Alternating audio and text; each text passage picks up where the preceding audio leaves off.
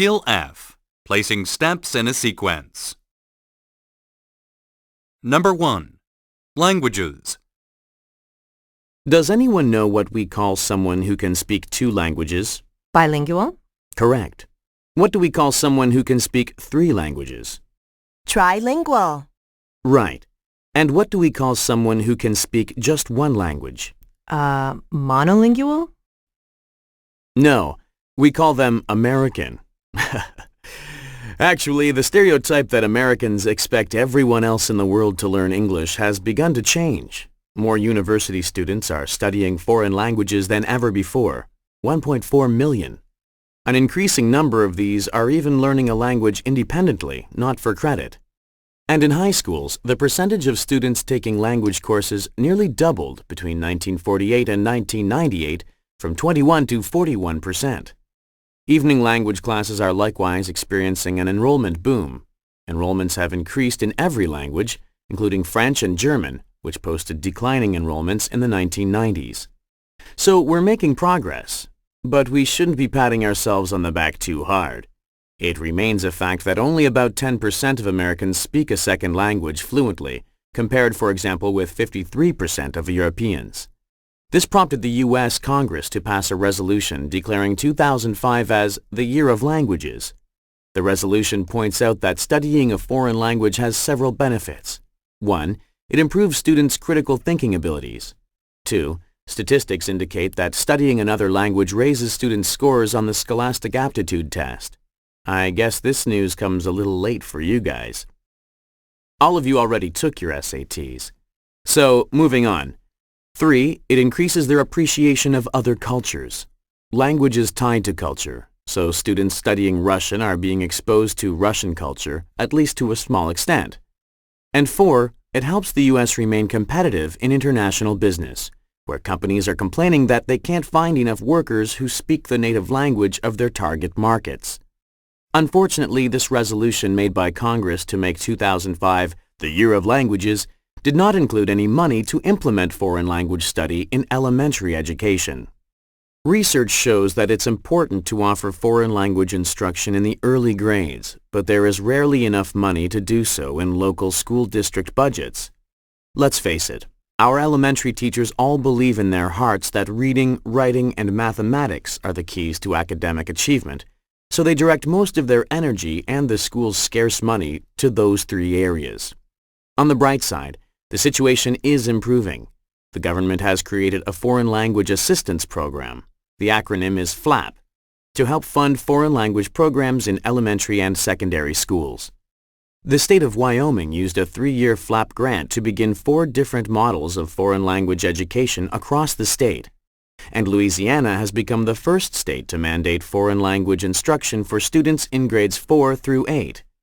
Louisiana is negotiating with officials in other countries to try and set up teacher exchange programs. 1. In the lecture, the professor explains the benefits of learning a foreign language. Put the benefits in the correct order.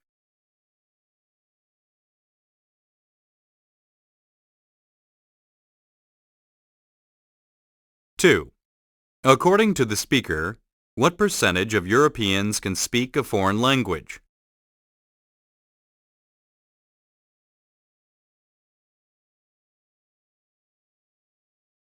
3. According to the professor, which of the following is helping to improve foreign language education in the U.S.?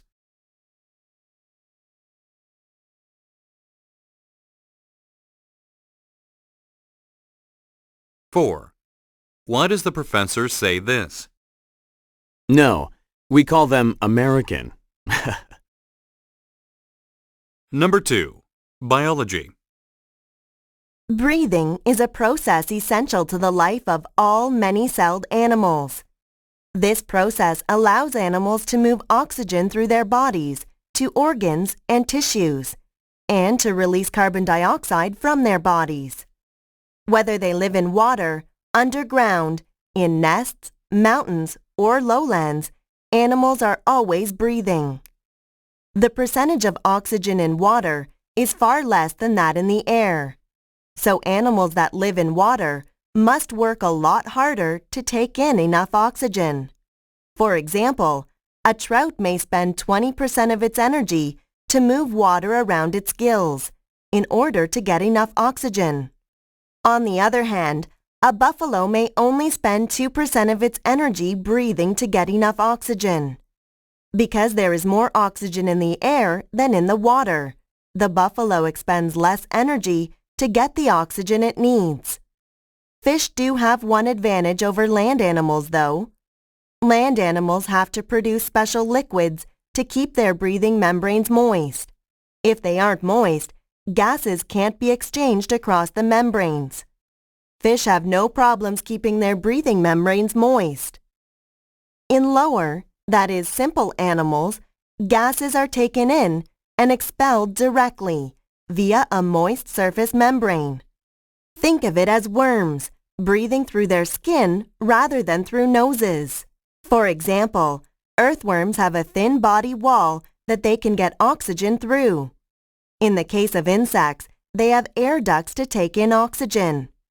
Fish have gills, and people have lungs. Complex animals including humans, dogs, horses, pigs, and so on have a rather complex breathing process. In this process, the exchange of gases takes place across membranes in the lungs. Air is taken into and expelled from the lungs by the rhythmic, mechanical exercise of breathing. Let's look at the cycle of breathing to see how this works. First, oxygen-poor carbon dioxide-rich blood from the right side of the heart is pumped to the lungs. This blood flows through the small blood vessels that surround tiny air sacs in the lungs. Here, the oxygen crosses the moist respiratory membrane in the sacs and enters the blood.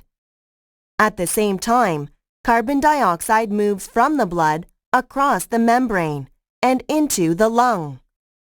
This carbon dioxide is expelled from the body by breathing out. Finally, the oxygen-rich blood then returns to the left side of the heart. From there, it is pumped throughout the body and into the tissues where it is needed. 1. The speaker describes what happens during breathing. Put the steps in the correct order.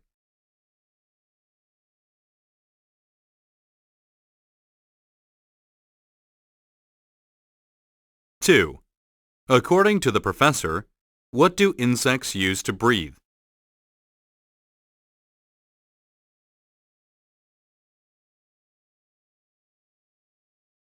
3. According to the professor, why do fish spend more energy getting oxygen than humans do?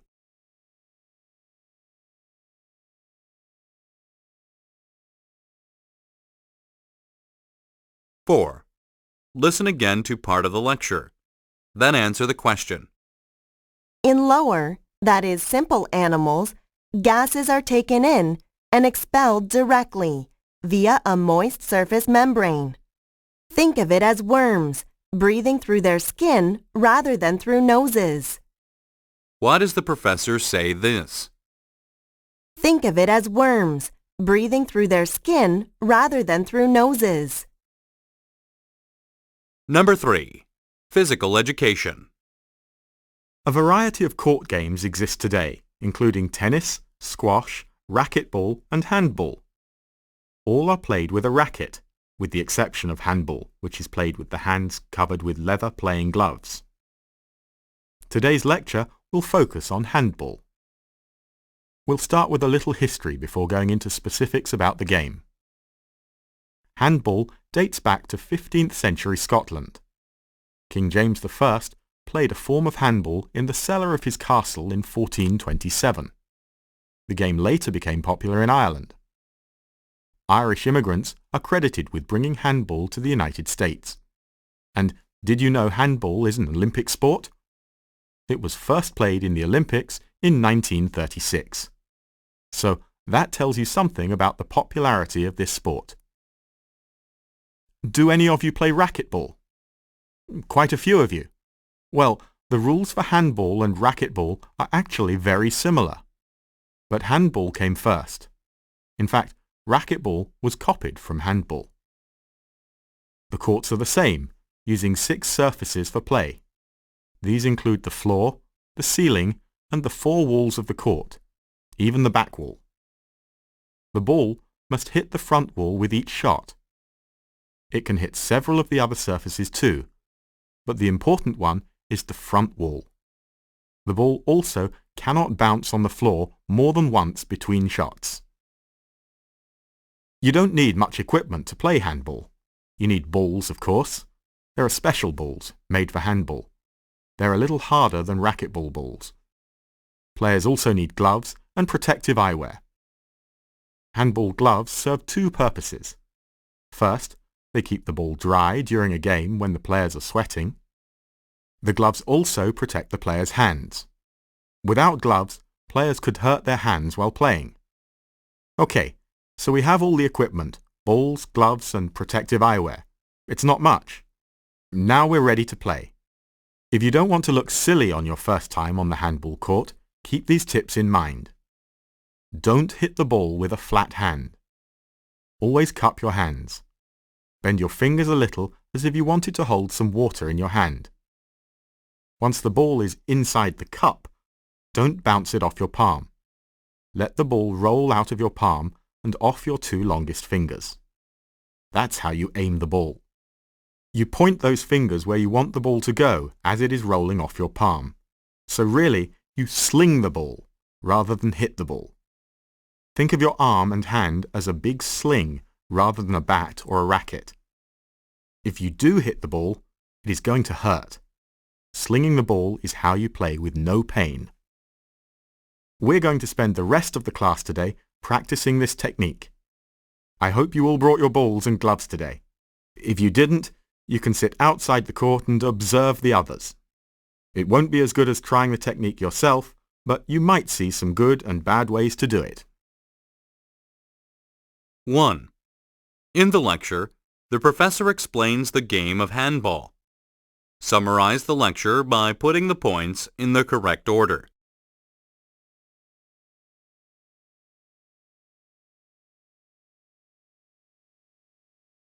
Two. According to the professor, immigrants from which country brought handball to North America?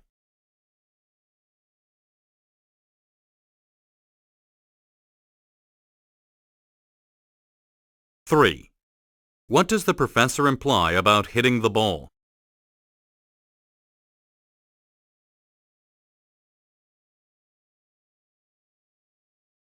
4. What does the professor mean when he says this? It won't be as good as trying the technique yourself, but you might see some good and bad ways to do it. Number 4. History. Karl Marx was born in 1818. He was an influential German philosopher, political economist, and revolutionary organizer. While Marx was a student at university in Berlin, university authorities were expelling students for holding revolutionary ideas that were challenging to the rulers of that time. As a result, Marx decided he no longer wanted to aim for an academic career and became a political activist instead. He moved to Paris in 1843 and began writing papers to promote democracy and to end poverty. He wrote a paper which was so revolutionary, so challenging to the established political order, that it had to be smuggled back into Germany. Marx pointed out that throughout history the haves and have-nots, that is, the rich and the poor, had fought each other for control of resources such as food, shelter, and money. He stressed that, over time, the rich had won this battle. Factory owners, bankers, and so on had become rich by exploiting, using the industrial workers. The workers had nothing to sell but their labor, and so they remained poor. Marx believed that workers all over the world had a lot in common, and that one day workers would realize that without them, if the rich didn't have the poor working for them, nothing in society would work. He was convinced that once the workers realized this, they would then form organizations, rise up and overthrow the rich and powerful people in society. Marx and his colleague Friedrich Engels wrote down these ideas in the Communist Manifesto, a book which predicted that one day, under a communist system, people would no longer be exploited and have to fight over resources. Almost immediately after this work was completed, revolution broke out in Europe. The uprisings were brutally suppressed by the rulers across Europe, and Marx had to escape to London, where he remained in exile for the rest of his life. After the revolutionary wave of 1848 subsided, Marx turned his attention to writing a detailed analysis of what was wrong with capitalism, the system that, in his opinion, created such an unfair distribution of resources and consequent uprisings. This work was Marx's Das Kapital. Marx died before he finished writing Das Kapital. This was partly because he became involved in organizing an international workers' party. He didn't finish his book because he was busy organizing the International Working Men's Party. 1. In the lecture, the professor outlines Marx's life. Put the events in the correct order.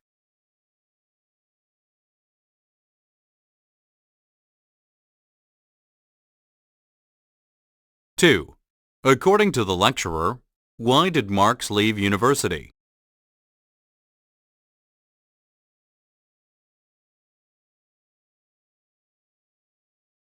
3.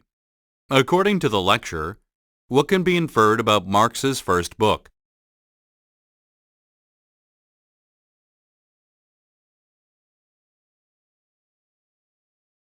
4. Listen again to part of the lecture. Then answer the question. While Marx was a student at university in Berlin, university authorities were expelling students for holding revolutionary ideas that were challenging to the rulers of that time. Why does the professor say this? Ideas that were challenging to the rulers of that time. Number 5. English literature. Henry James was born to a wealthy family in New York City and lived from 1843 until 1916. After briefly studying law, he devoted himself to literature. James produced works of various types, novels, novellas, and short stories. For those of you who aren't sure of the difference between these, a traditional novel is quite a lengthy work.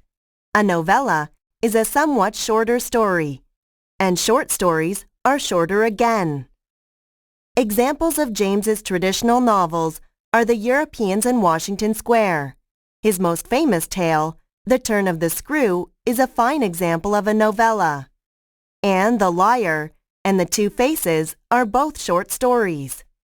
Let me give you a little background on the work by James that we will read in this course, The Turn of the Screw. In the 19th century, people were very interested in ghosts and spirituality, and James was no exception. It seemed that people no longer had faith in traditional religion such as Christianity, so people were looking for a new way to understand death and the afterlife. In 1848, two young girls, the Fox sisters in New York, reported unexplained tapping noises in their bedroom. They claimed to be able to communicate with a dead person by rapping in response. Not surprisingly, when this story was reported in newspapers, an even greater interest in ghosts became widespread.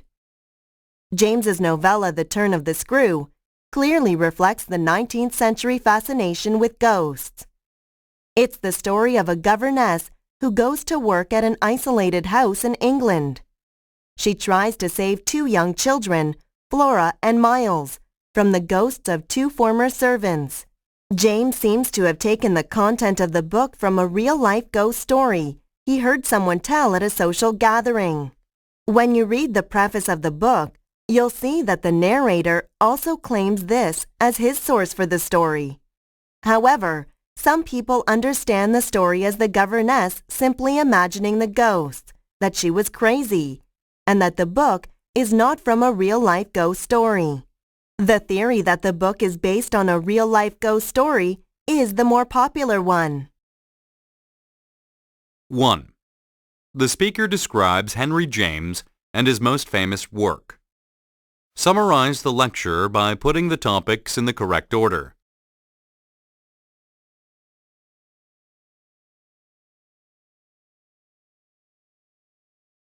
Two. What comparison does the professor make between a novel and a novella?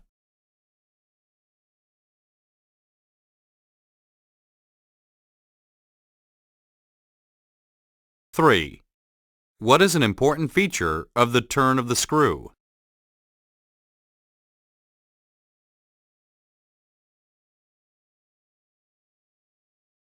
Four.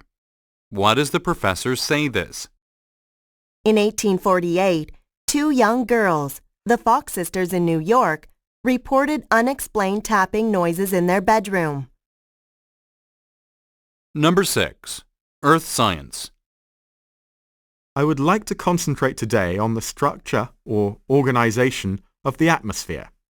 Remember that we can define atmosphere as the gases that surround our planet. That is, the atmosphere is the area between the Earth and outer space that is filled by gases. Scientists have discovered that the atmosphere is divided into different layers. In fact, there are 4 layers which compose the atmosphere. We'll talk about each layer one at a time.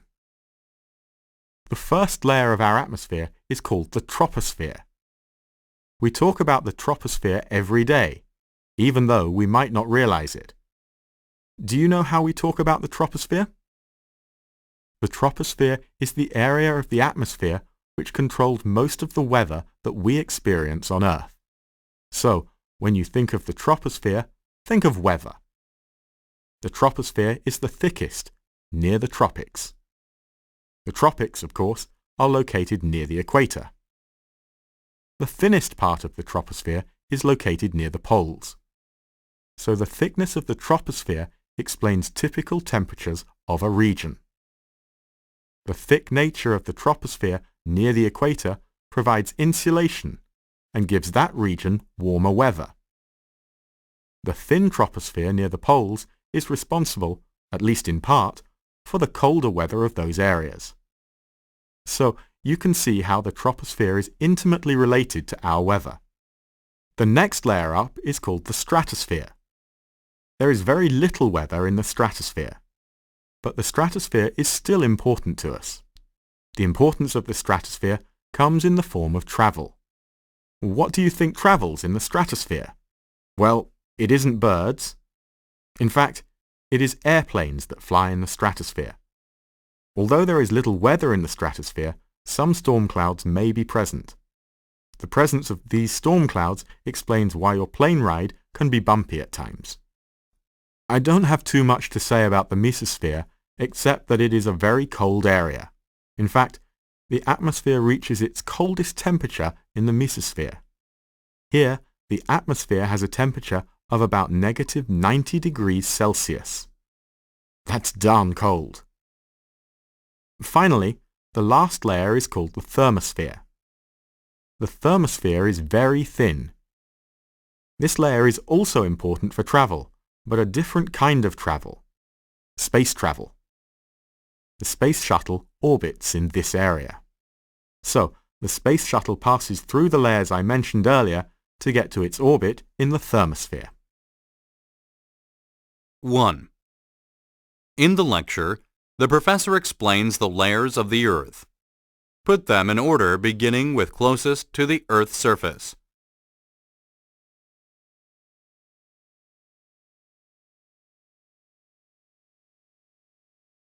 Two. According to the professor, in which layer do planes fly?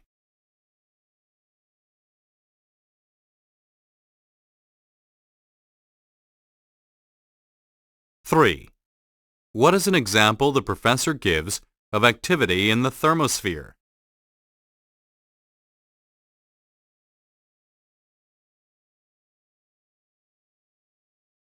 Four. Listen again to part of the lecture. Then answer the question. The thin troposphere near the poles is responsible, at least in part, for the colder weather of those areas. What does the professor do when he says this? At least in part,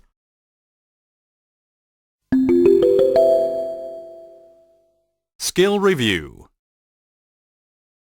Number 1. Campus Life.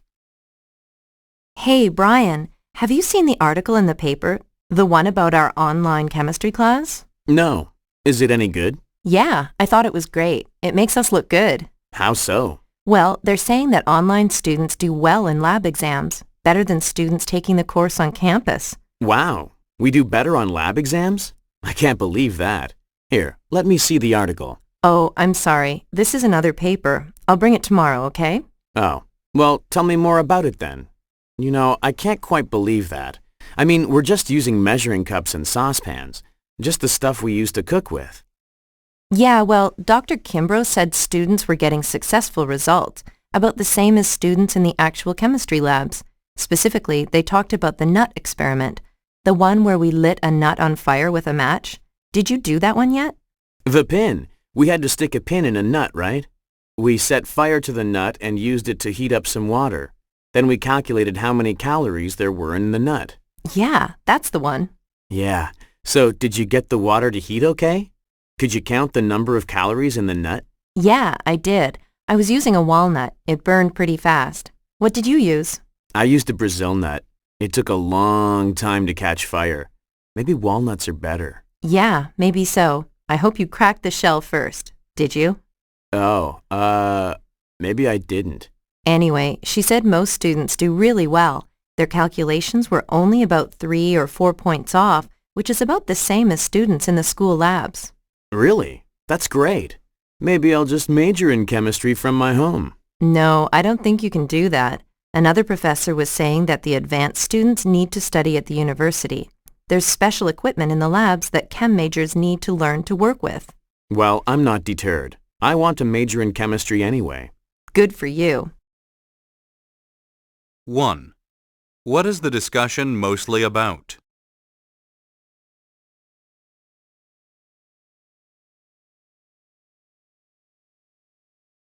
Two. According to the woman, why can't chemistry majors study online from home?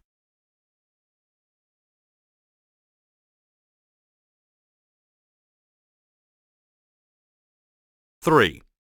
What is the man's attitude toward majoring in chemistry on campus?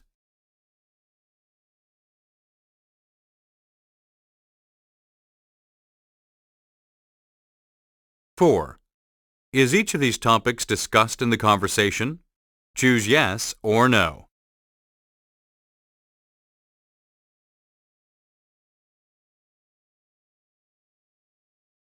5. Why does the woman ask the man if he cracked the shell?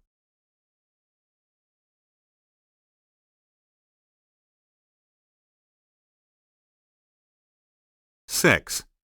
The students describe the process of an experiment. Put the steps in the correct order. Number 2. Ecology. For thousands of years, plants have been finding new places to grow. In the past, they did it more slowly, but nowadays, plants are moving to new places very quickly. In some places, these new plants are becoming a problem. One place that this is a problem is in national parks. People want to keep new plants out of national parks. There are a lot of the old plants in these areas. These plants have made what is called a niche for themselves. That means each plant has its own place and it gets along well with the other plants. However, when the new plants come, they push out other plants. Consequently, the parks have rules against bringing them in. The only problem is, sometimes we don't know we're doing it. Seeds have so many different ways of traveling. For example, they can float on the wind or on water. Some attach themselves to animals or people. It's an easy way to take a ride to a new place. Many seeds are still viable after they are eaten and then passed through an animal. Horses, cows and birds wind up planting these seeds in their excrement. Sometimes people think the addition of new plants can be attractive or even helpful. One particular example is of a park where rain was washing away the soil. New plants with strong roots were planted to hold the soil in place. Volunteers went in and put down seeds in places where the soil was getting washed away. The plants grew well at first, so everybody was happy. Then these plants spread. Their seeds were getting spread further and further in the park, and the environmental conditions in the park were good for this plant. So it started to grow everywhere. This caused some of the original plants in the park to be displaced. The new plant choked out the original plants. This ended up being a big problem for the park. In addition to environmental conditions, there are features of different species that make them more viable than some native species. Let's see. For example, some plants have more seeds than others. The more seeds, the better the chance for reproduction. Some plants hold their leaves higher than other plants. In a forest, where there isn't much light, plants that hold their leaves higher grow and reproduce more successfully. Some plants have roots that go down very deep into the soil. In a very dry place, they will drink more water than the other plants. Some plants start growing very early in spring. They get their roots started before the other plants do. All these plants have special features that can give them a competitive edge. Remember, this edge can be from number of seeds, from leaf position, root structure, or growing season. New plants can become part of a plant community. They can make a niche for themselves in it, though often this is only for a short time. Other times, the ecosystem is disturbed in some way. If the imported species have a competitive edge over native species for soil, water, or sunlight, the populations of native plants may be damaged. So, if some new species gets into a park, is there anything we can do? Yes! Now, let's look at ways that the damage from a foreign plant species can be reversed. 1. What is the lecture mostly about?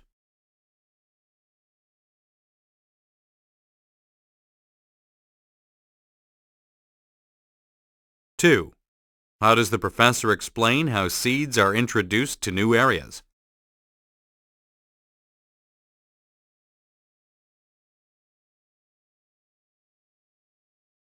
3. What does the professor imply when he says this? Some plants start growing very early in spring. They get their roots started before the other plants do.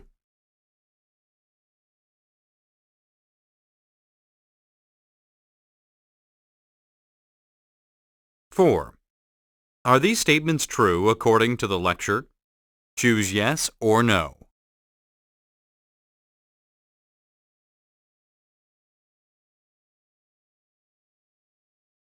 5. What will the professor discuss next?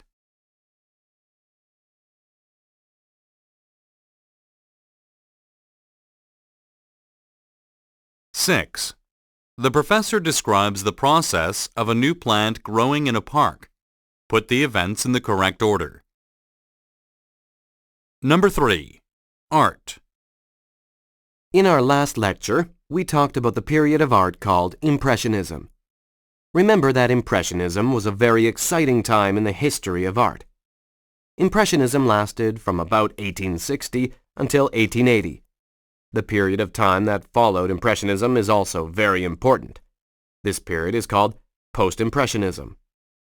The period of Post-Impressionism lasted from the late 19th century until the early part of the 20th century, that is, from about 1880 until 1900. The artists of the time of Post-Impressionism used the previous form of Impressionism as their basis. As you probably remember from our lecture on Impressionism, it was common to apply paint thickly. Painters also painted real subject matter, like people or scenery.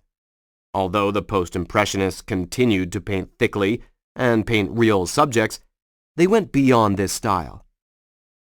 For example, Post-Impressionist artists tried to show more emotion in their works.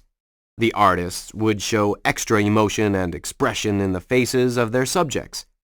They tried to show if a person looked sad, happy, angry, frustrated. Well, you get the idea. More emotion. You may have heard of one of the groups that started the Post-Impressionist style. There was a group of artists who called themselves the Nabis. The word Nabi is from the Hebrew language. Nabi means prophet. So, their name would translate to the prophets. This small group of artists lived in Paris, France. They were a rebellious group of artists. They often met to discuss and create new styles and designs. The Nabis received a lot of attention since their style was so different. The fact that they painted and created differently than previous artists made the Nabis a famous group. They helped define the post-impressionist art style. The Nabis were recognized for making different kinds of art. In addition to painting, the Nabis did printmaking.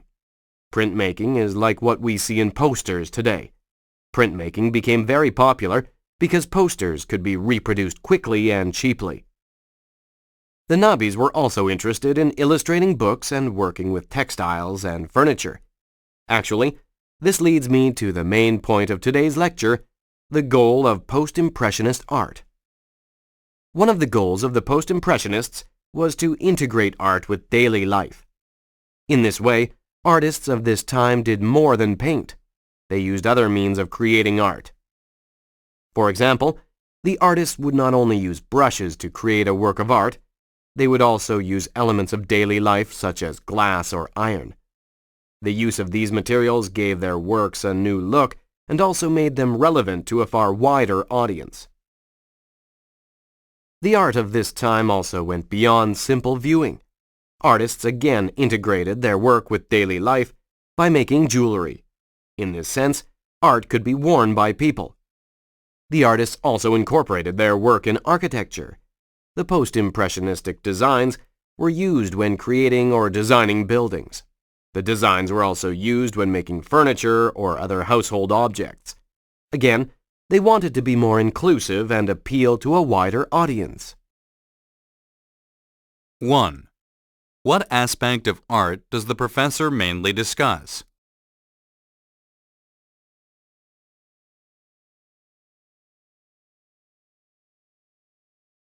2.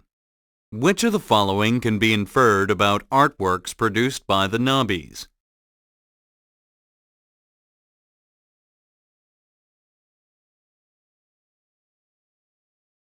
3. What reason is given for the Nabis using many different art forms instead of just paint?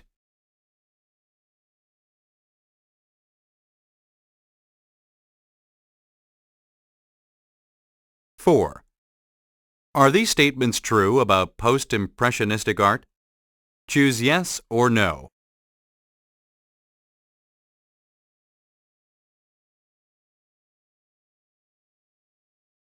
5. What does the professor imply when he says this? The use of these materials gave their works a new look and also made them relevant to a far wider audience.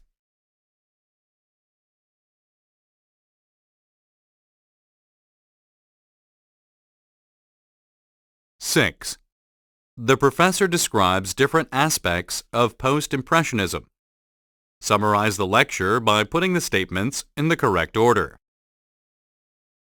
Number 4. Linguistics. Welcome to Linguistics 101. I'm happy to see you all here in this class. Obviously, this is your first class in linguistics, so you may not be too familiar with this field of study. For that reason, I would like to give you an introduction to linguistics. Mainly, I would like to explain to you what the field of linguistics is about. The basic idea behind linguistics is to study language. In a way, that probably seems like a pretty simple idea, right? Actually, studying language has many aspects. That is, there are many different areas of language that we can study. Let me tell you about a few of the popular areas of linguistics. As you continue taking linguistics classes, you can decide which you like best. Normally, linguists specialize in only one or two areas. One very popular area in linguistics is called historical linguistics. Historical linguistics is one of the oldest areas in the field. In this area, linguists try to figure out what language was like a long time ago. For example, what was English like when it was first used? To do this, historical linguists study very old written documents. Then, they compare the old documents to newer writings. By doing this type of comparison, a historical linguist can piece together how languages change over time. Another popular field of study in linguistics is called applied linguistics. This area has this name because results of studies are applied to people. One popular subfield of applied linguistics is concerned with language learning. For example, how does a person learn a second language? For a second language learner, what is useful in the learning process? What types of classroom exercises can be done to help the learner? What types of exercises don't help?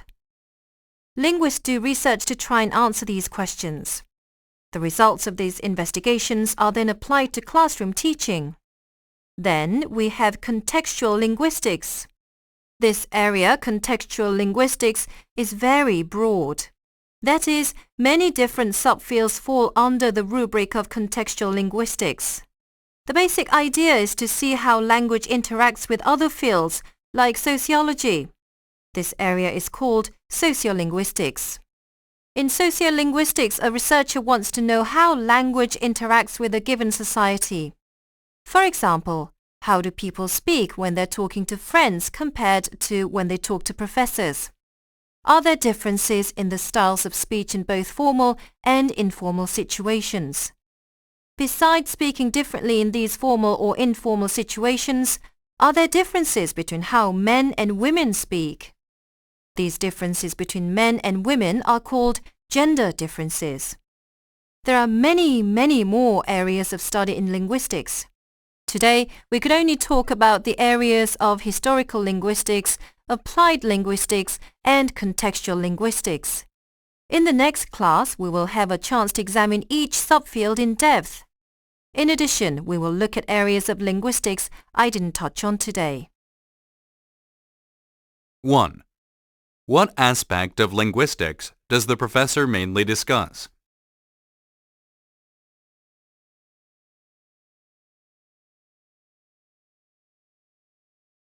2.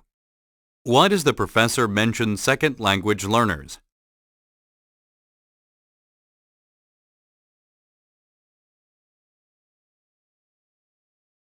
3. Listen again to part of the conversation and answer the question. The basic idea behind linguistics is to study language. In a way, that probably seems like a pretty simple idea, right? Actually, studying language has many aspects. What does the speaker mean when she says this? In a way, that probably seems like a pretty simple idea, right?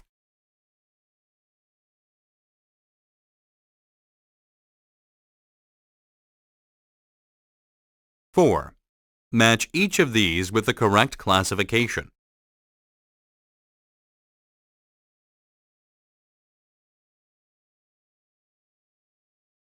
5. What does the professor imply about the lecture in the next class?